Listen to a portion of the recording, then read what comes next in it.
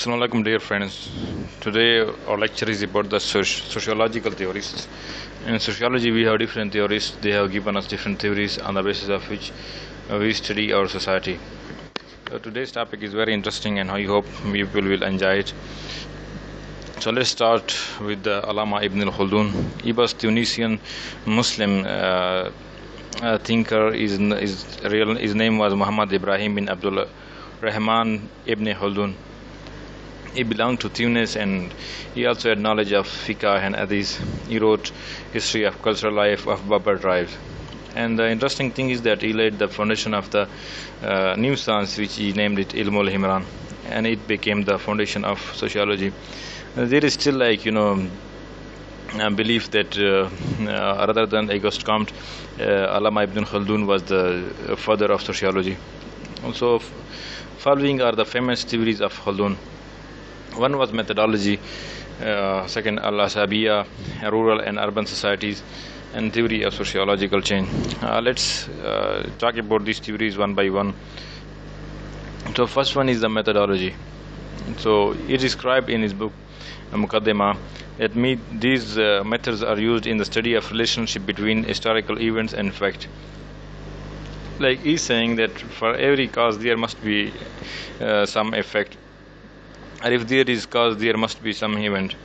So in simple terms we can say that in this methodology is trying to describe the society or the events on the basis interrelating the historical events and the facts. And the second one is al-Asabiyya, which we call the social solidarity, and the feelings of belongingness to each other, the feelings of us versus them, etc. So according to Allama Ibn Khaldoon, it is the force which unites people with one another, and this force leads to the creation of states.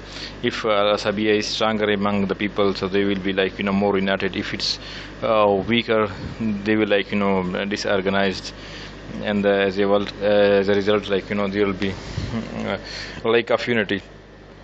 Furthermore, it is very strong in the nomadic tribes, or the guys living in the rural areas as compared to those who are in the urban areas. So he described this social solidarity or Sabiyya in the Ilmul Himran. He also discussed the urbanization. Furthermore, Ibn Khaldoon talked about the rural and urban societies, and he has differentiated animals from the human being on the basis of these four things, on the basis of wisdom, the need of a supreme leader or the supreme governor. We all women need someone to lead us. We need a super governor. In the same way, in the search for the mean of the livelihood. And living together with their fellow human beings, leading to the development of state. So these four are the conditions on the basis of which we human supersedes the animals. He has divided society into Badwi, or rural, and Azri and urban. According to him, the Badwi people have strong al-Asabiyya. They are brave, they are generous, they live in deserts, are minimum basic needs. Hard workers mostly they used they are they are shepherds, and they graze their sheep and other animals in the fields, and they believe in energy and not in arms, and they don't need armies or police. On the other hand, Azri or urban, they depend on army and police for their security, and they are physically weak and coward. I won't use the word coward, but they are typically weak, and they are luxurious and life weakened their force of al-Asabiyya. Today is we relate this to our present day urban areas like cities and villages, or the rural areas. The people of rural areas they stick together. They are comparatively brave and hard worker compared to the guys who are living in the cities, or in urban areas. They are selfish, though they do not meet or socialize with and yeah, they do socialize, but they don't have the strong social solidarity. Another theory of Ibn Khaldoon is that theory of social change. He is saying that society is ever changing, And if the LSABA becomes weak, they become disorganized, resulting in change in the government. So he has described three principles of social change. The first thing is that state must have a boundary which could be controllable. Like for example, if you have large or very large state, and you are then you need a lot of force, a lot of management to control that particular state. For example, in the Pakistan affair, we you are studying that one of the reason of the decline of the Mughal empire was the vastness of this empire. Mughals were not able to control that much long area, that much big land. The second thing is saying that the physical age of a state is 120 years, and it is being divided into three equal stages of 40 years. And fourth is the rise and fall of nation is turn by turn. One nation rise and the other nations rise after its fall. In even in international relations, we studies that the superpowers is getting declined after some time, and then emerging or rising superpowers they compete for it. So once the superpower is declined, the another rising or the emerging superpower will supersede its position. So the most famous thought left Ibn Khaldoon is that Ilm al-Imran, which later became Imraniyat or sociology. So that was contribution of Ibn Khaldoon to the sociology. Now let's talk about the Herbert Spencer. He was the British thinker, also called the second founding father of sociology. He also contributed a lot to this subject, and his famous theories were that of theory of evolution, social evolution theory. Apart from that, although it was very controversial, but very famous theory of Spencer is that organic analogy, and then theory of social Darwinism, and types of society classified and comparison. Classification and comparison. So let's talk about those theories in detail. Spencer's theory of evolution. He was influenced by Charles Darwin's evolution concept in the Origin of Species, 1859. So he came up with the social evolution, and he saw the social evolution as a set of stages through which all societies moved from simple to complex, and from the homogeneous to the heterogeneous. He was of the view that societies are changing from simple to the complex societies. For example, in simple societies, they don't have that much complexities. They do not need police and armies. They do not need their division of labor is not that much. There is no concept of class, so people are living together. And then they are moved to the complex societies, and then from homogeneous to the heterogeneous societies.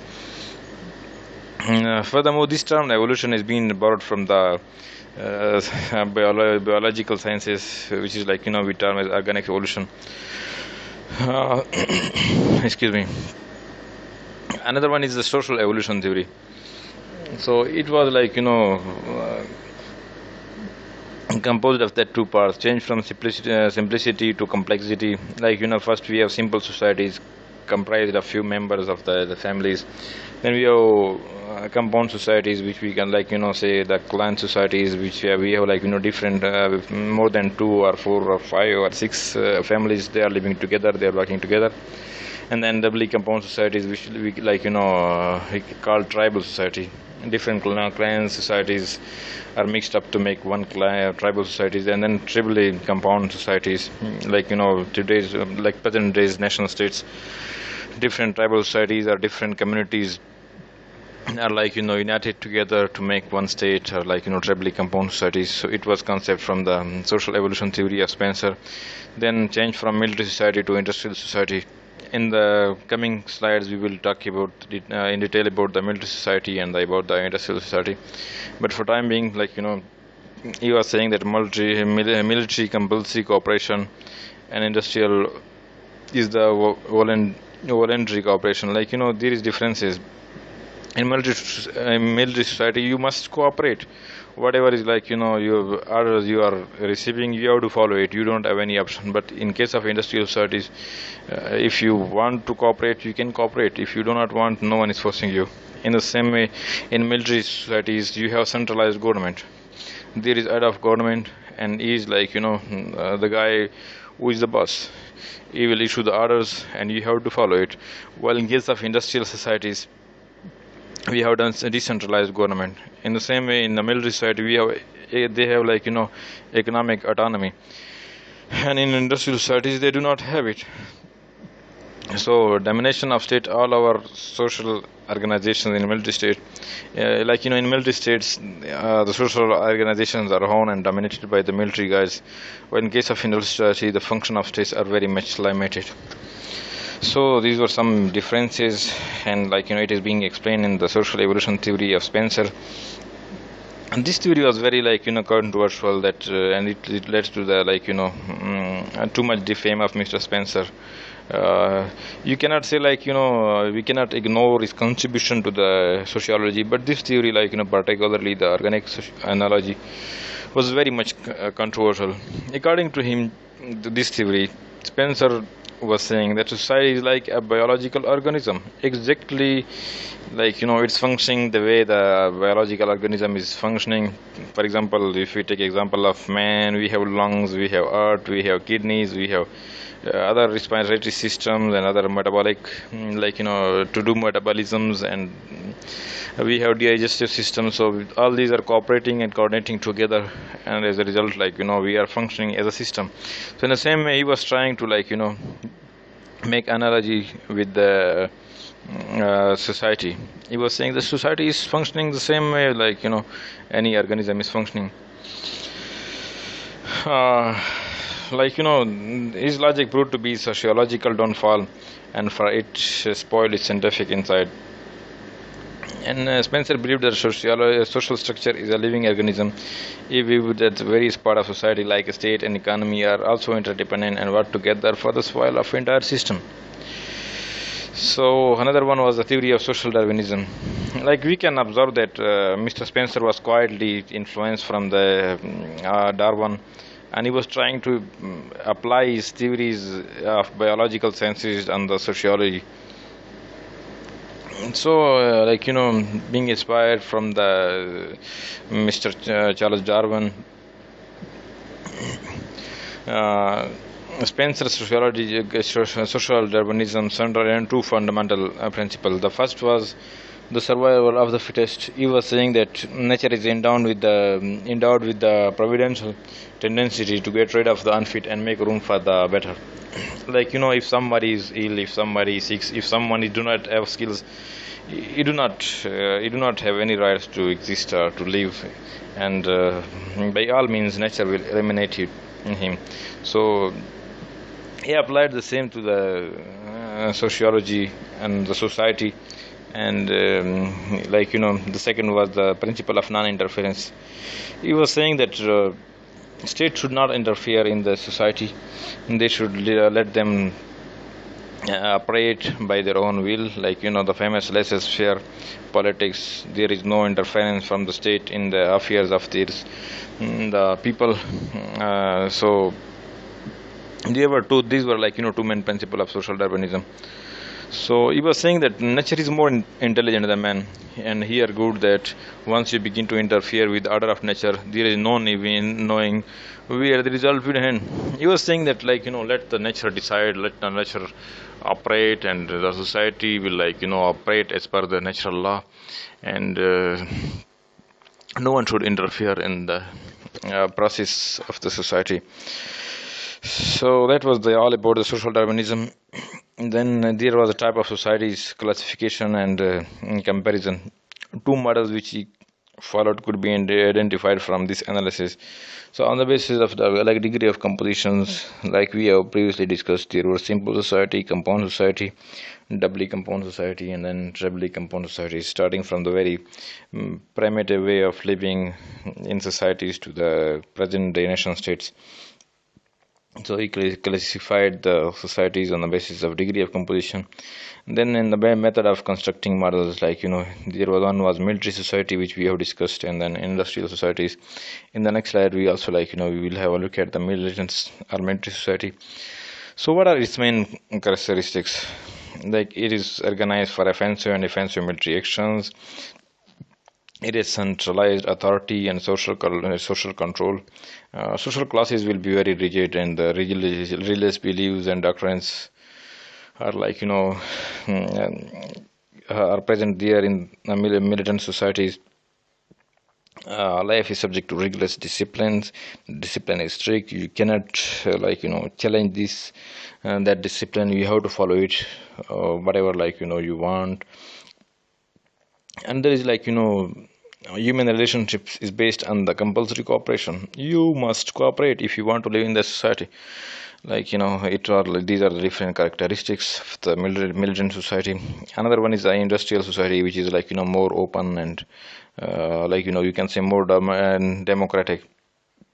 So in that society, the personal rights are being advocated and being given in the same way, sustaining system possessing a large degree of freedom, and you have opportunity for growth as association or as institutions.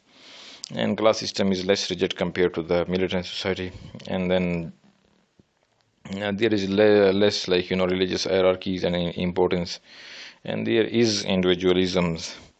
So our dominance of free and contractual type of the human relationship exists in the industrial society.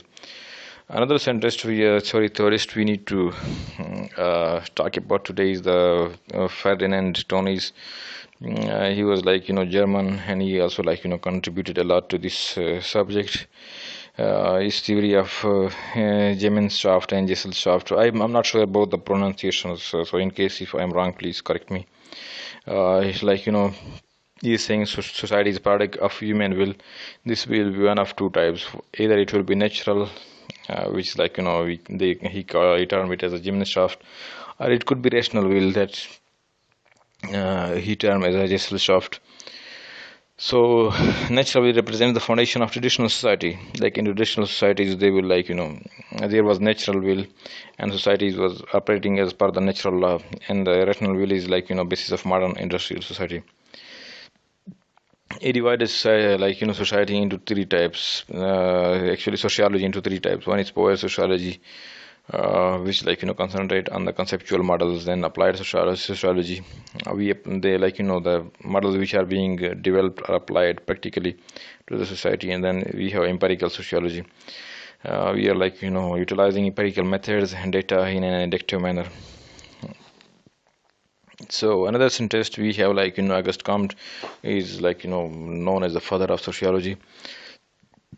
So his theories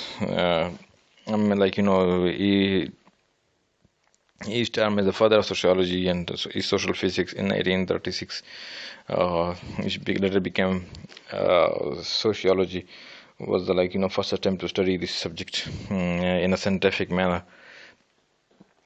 So also he talked about the type of science, this theoretical science which deals with the research method, developing conceptual models, etc. And then we have the applied science, in which we applied these theories, research methods, and concepts in a practical manner. Then he discussed in the law of three stages. One is theological stage, which is believing in the myths and supernaturals. So with the help of that, in that stage, we try to describe the events and the processes or whatever we want to discuss. So they discuss it with the help of the religion, or with the help of supernatural. We give supernatural explanations to everything. The other one is the metaphysical, which is the philosophical, or we talk about or discuss the different events or processes in the society, or in terms of science, about the whatever is happening in our universe or around us. So we try to discuss it, and then in a philosophical way. And then we have positive, or you can say the scientific stage, in which we do observation and experimentations in order to deduce and conclude our conclusions. Then we have in theory of social statics and social dynamics. So in short terms, in social static sociology, we study the different parts institution of sociology as it is. While in case of dynamic sociology, we study the changing condition of society. Since society is ever changing and its natural condition is called social evolution. So if change is brought by force, it is called revolution. If it is brought according to social will and requirement of the people, it is called social progress. So in case of the dynamic sociology, we study the revolution and social progress. So another theorist we have, Emile Durkheim. He was a French and professor of physics. And so he gave different theories. So let's have a look. Theory of social facts. So he with that he's trying to describe how values, culture, and norms control the actions and belief of individuals and society as a whole. He's saying that there are certain social facts which are controlling us, and whoever is living in a society is living according to those social facts. It has impacts on the way we live and the way we eat, the way we dress. So we do everything in accordance to that social facts. Then he has discussed the theory of social solidarity. We know about this term. Well, we have discussed already while talking about the Ibn Khaldoon. So traditional societies, which is rural, is a mechanical, and advanced modern society is organic in nature. This theory is similar to the theory of Al-Sabiyya.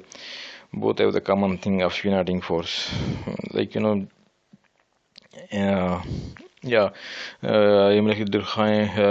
Khaldoon talk about the theory of social solidarity as well. So now it's very important theory of Durkheim, and it's about the society. It's very important, and we must learn it, and we must study it for all the exams we are going to appear in it. So first of all, he has defined suicide. Yes, any deliberate act which causes death, and actor knows the consequences of this act before committing, is called suicide. So what are the conditions for the suicides? What are the conditions for the death to be termed as suicide? Is that actor is committing something, and that something is causing death, and the actor knew it in advance that this thing is gonna make me kill. So this act will be termed as suicide. So he has explained different types of suicide: egoistic suicide, anomic suicide, altruistic suicide. So what is egoistic suicide? When the group solidarity grows weak in society, this type of suicide occurs. In such type of suicides, unmarried person and the Protestant followers of church are more vulnerable. Person doesn't care for primary and secondary groups. Neither person nor society take interest in each other. Personally secluded from the society. He is not interested in the social events or the social relations. He is isolated. He is far away from the religion or from the social norms, social traditions. As a result, he commits suicide. And it is is found in organic society more than the mechanical societies. Another one is the anomic suicide. And this type of suicide occurs when the norms and manners in the people are suddenly broken. The individual can't adjust himself to the new condition, which leads to the normative group. The norms and the laws are not respected in society, resulting in despair in individuals, leading to the suicide. So in case all of a sudden different norms, the different cultural values on the basis of which this particular guy has been brought up, he's witnessing it getting scattered, getting broken, and he's he's helpless. So in that case, he will commit suicide, which is termed as anomic suicide. Another one is altruistic suicide. At this stage, group solidarity is at the highest, and he want to sacrifice his life for his for that particular society, and to defend his belief or ritual, whatever. For example, we can say can talk about the sati rituals in the Hindus community, in which that widow is being burnt after death of his husband. So this is altruistic suicide.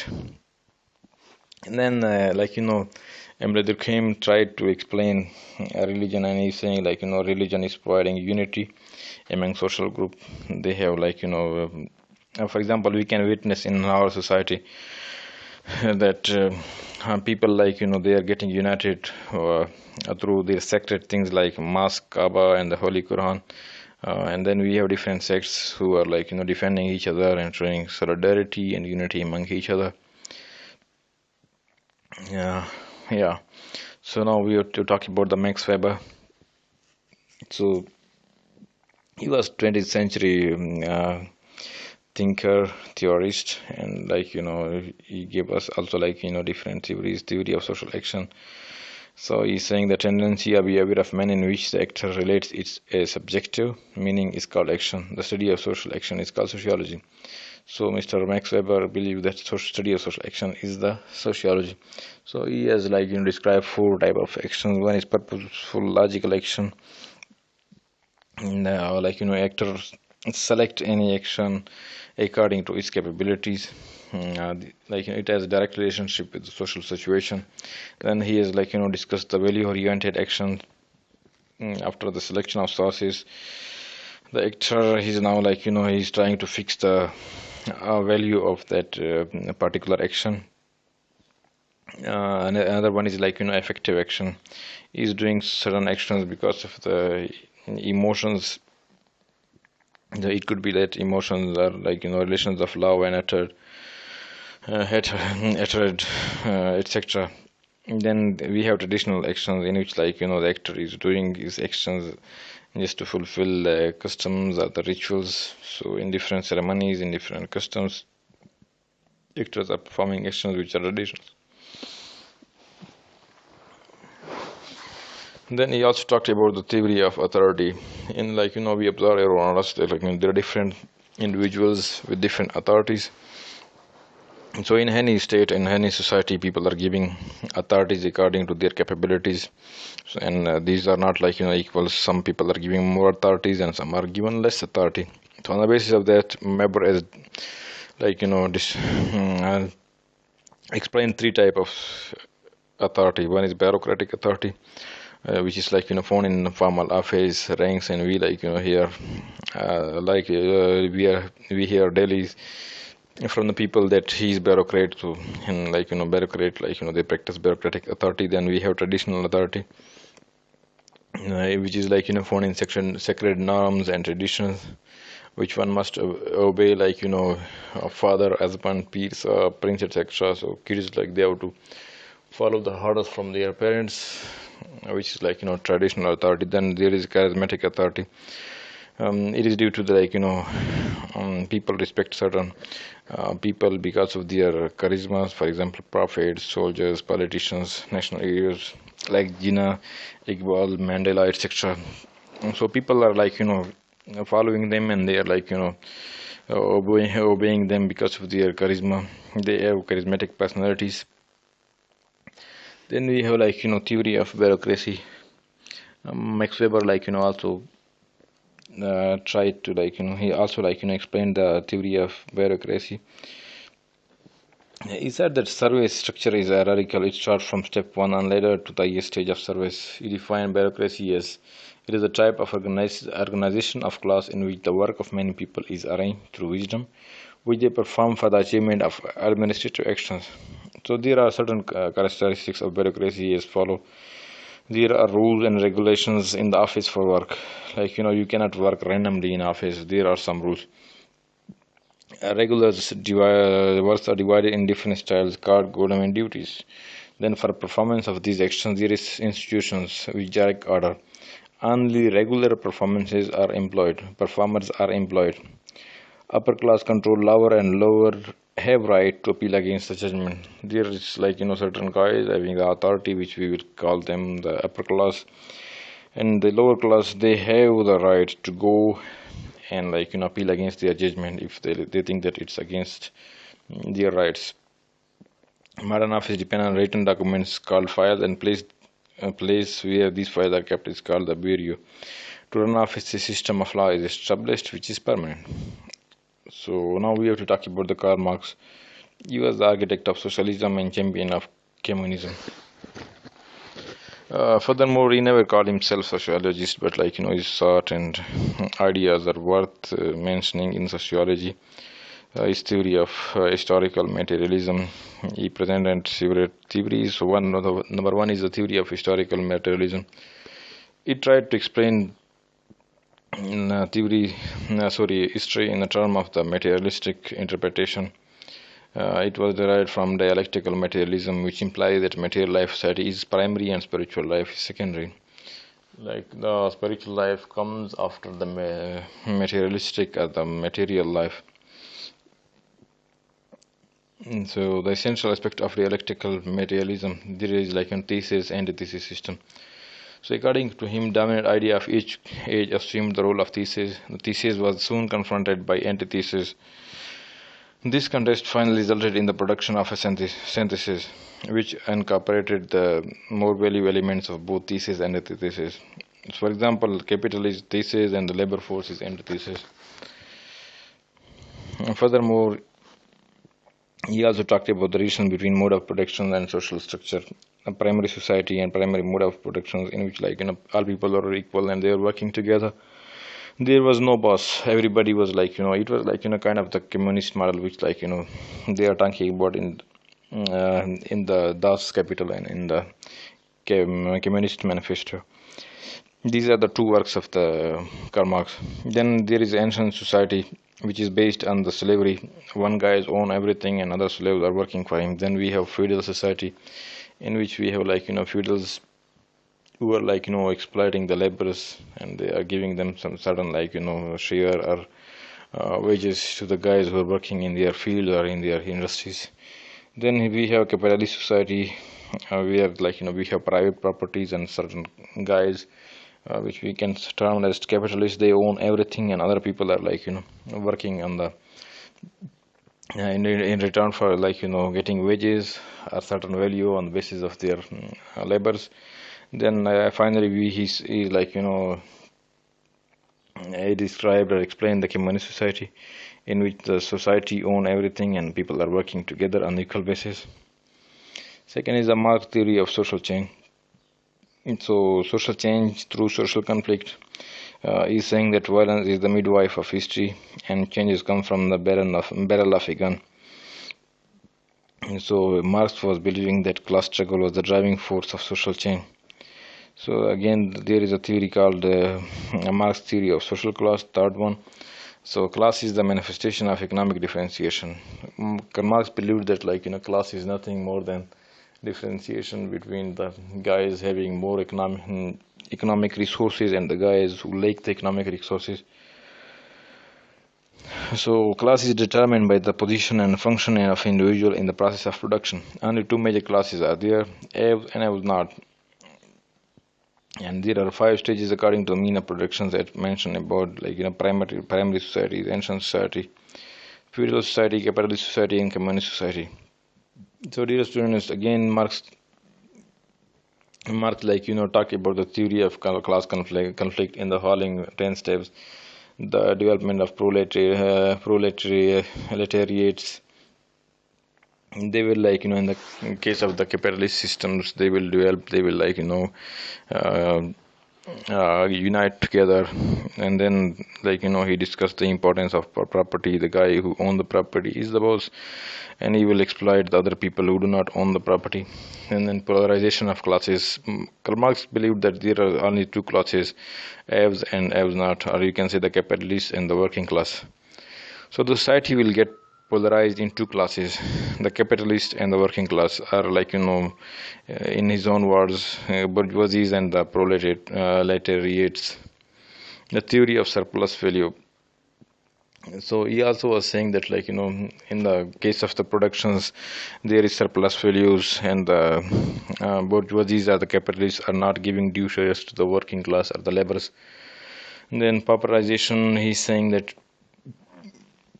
there is the poverty is not because of the scarce resources, but because of the exploitation by the capitalist class. Then there is alienation, and then class solidarity and antagonism, then revolution and dictatorship of proletariat, and finally he was believing that there will be inauguration of communist society. The working class will revolt against the capitalist, and as a result there will be society which will based on the communism, and society will have the means of productions. And finally, what is alienation? Alienation refers to sense of powerlessness, isolation, and meaninglessness experienced by human beings when they are confronted with social institutions and conditions that they cannot control and consider oppressive. So, for example, in case of the capitalist societies, the guy who's from working class, he will have sense of powerlessness. He cannot control anything. He will feel that he is isolated. No one cares about him. Furthermore, there is no meaning or aim of his life. His life is aimless. So, four aspects of alienation are that workers' alienation from the object that he produces.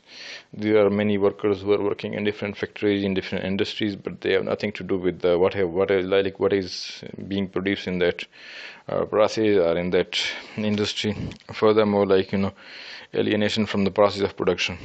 So in the modern days, workers are working in the industries or in the production processes. You do not know about the whole process of the productions. Is being assigned a specific duty, and is doing that duty. And from himself, he's alien from himself. He's in being busy in that work that he even can't manage time for himself. He cannot think about himself. And then from the community of fellow men. So in modern days working environment, everyone is competing with each other. As a result, they are being aliens to each other, and man is being alienated. This is all concept of alienation. Thank you very much for listening this long lecture. I hope you guys have understand these topics. I'll be looking forward to your feedback. Please subscribe my channel and share with your friends. Thank you very much once again.